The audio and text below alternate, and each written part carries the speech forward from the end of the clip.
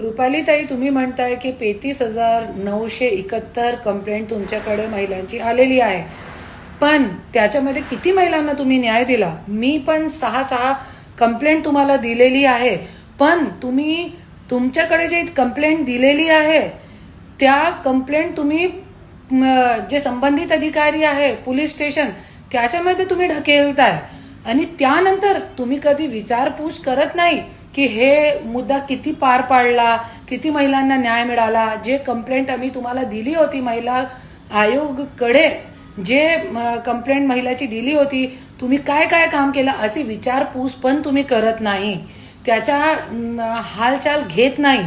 त्याच्यामुळे आज महिलांवरती अत्याचार वाढत चालले, महिला आत्महत्या वाढत चालली आहे.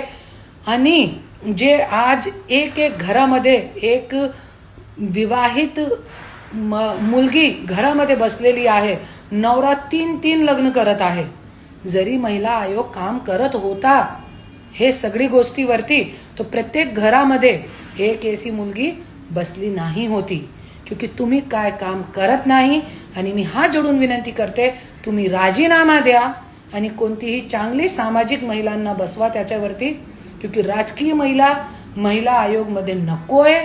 आणि ज्याच्या काम फक्त इधर सभा घेना उधर सभा घेना. रोकठोक महाराष्ट्राला सबस्क्राईब करा आणि बेल आयकॉनवर क्लिक करायला विसरू नका.